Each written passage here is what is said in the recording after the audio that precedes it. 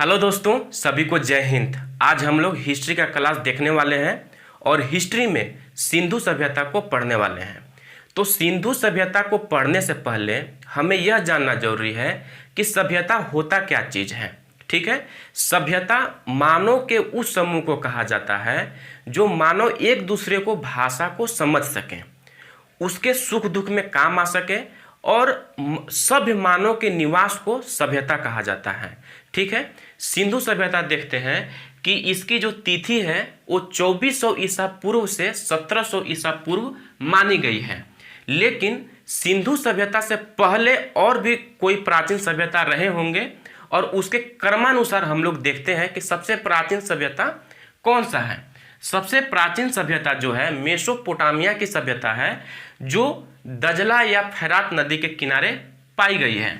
दूसरा है मिस्र की ये सभ्यता जो है वो नील नदी के किनारे इसका प्रमाण मिलता है हमें। थर्ड पर जो हमारा है वो सिंधु घाटी की सभ्यता है जो सिंधु नदी के किनारे पाई गई है।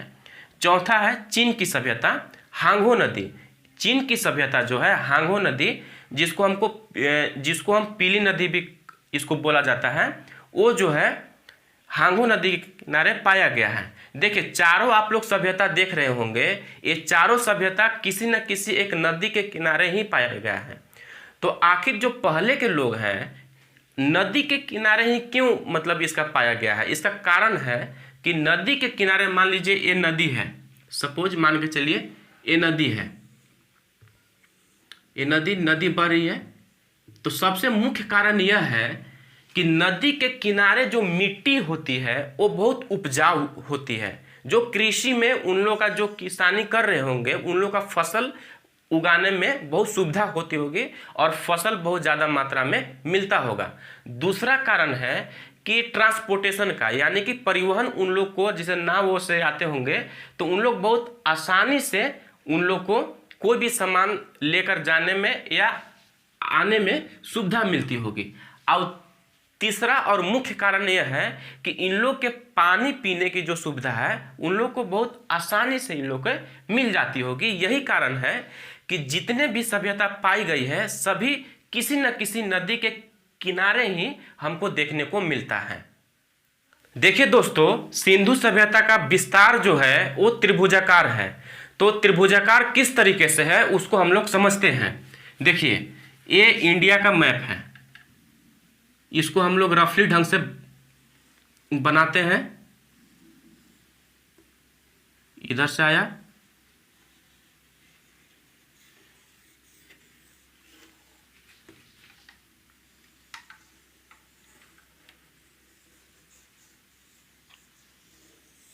ये देखिए, और यहां पे आपका पाकिस्तान है।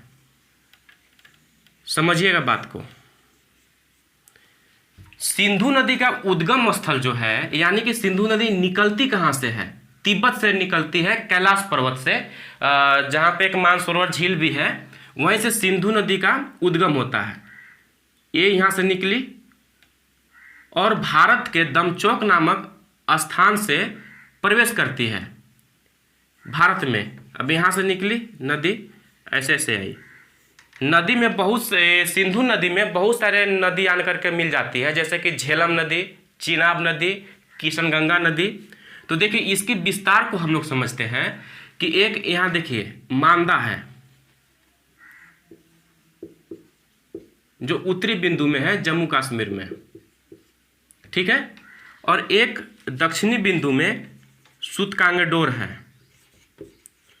सूतकांगेडोर इसका नाम है, ठीक है, जो पाकिस्तान में मिलता है।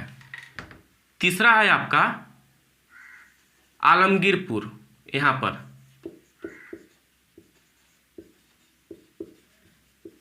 ये यूपी में मिलता है, मेरठ जिला में। और 4 नंबर पे है आपका दैमाबाद, जो महाराष्ट्र में है। देखिए, इसको अगर चारों पॉइंट के मिलाइएगा, अगर आपसे ये पूछा जाए कि आपका घर का विस्तार कैसा है तो आप लोग क्या कहिएगा? आपका जो घर होगा उसको चारों पॉइंट को मिला दीजिएगा तो आपको कहिएगा कि मेरा घर जो है चौकोर है, ठीक है। तो उसी प्रकार इसका चारों पॉइंट के मिलाइए, देखिए इसका त्रिभुजाकार आकार को आपको प्राप्त होगा। ऐसे कीजिए और इधर से मिला दीजिए। इसलिए कहा जाता है कि सिंधु सभ्यता का विस्तार जो है वो त्रिभुजाकार है। ये जो एरिया आप लोग देख रहे हैं यही सिंधु सभ्यता का विस्तार है। इतना ही में सिंधु सभ्यता फैली हुई थी। लास्ट इसका बॉर्डर दैमाबाद हो गया, मांदा हो गया, सुतकांगडोर हो गया और आलमगीरपुर हो गया, ठीक है। पूर्वी बिंदु आप देख रहे होंगे कि आलमगीरपुर तरफ एक कम फैला हुआ है। अगर ये इधर आया हुआ रहता तो इसकी सिंधु सभ्यता की आकृति जो अगर होती तो चौकोर हो जाती, लेकिन पूर्वी बिंदु कम विस्तार होने के चलते इसकी आकृति जो है वो त्रिभुजाकार है, ठीक है। सिंधु सभ्यता का सूचना सर्वप्रथम चार्ल्स मैसन ने दिया था 1924 ईस्वी में, याद रखिएगा। और सिंधु सभ्यता का सर्वेक्षण करने का काम कनिंघम ने किया था और खुदाई करने का काम जॉन मार्शल को दिया गया, साथ में दयाराम साहनी भी थे। जॉन मार्शल जो है वो पुरातात्विक सर्वेक्षण विभाग का महानिर्देशक थे। देखिए यह जो काम है वो 3 लेवल पर किया गया है।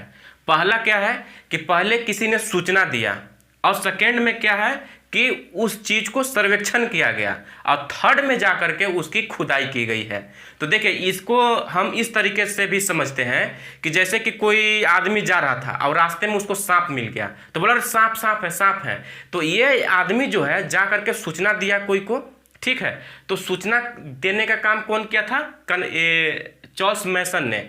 और जब वो सांप के सूचना गांव वाले को मिली तो गांव वाले ने आकर के उसका सर्वेक्षण किया कि भाई सांप कहाँ गया है, कौन सा बिल में घुस गया है, उसकी देखरेख किया जाए और तब जाके उसको खुदाई किया जाए। तो खुदाई करने का काम जो किया गया था जॉन मार्शल के द्वारा किया गया था, ठीक है। आप लोग समझ रहे होंगे। सिंधु सभ्यता को आज के लिए हम लोग यहीं तक छोड़ते हैं, कल हम लोग और इसके आगे देखेंगे, ठीक है। जो लोग इस चैनल पे नए लोग जुड़े हैं वो चैनल को सब्सक्राइब कीजिए, शेयर कीजिए और लाइक कीजिए। मिलते हैं नेक्स्ट वीडियो में, तब तक के लिए जय हिंद।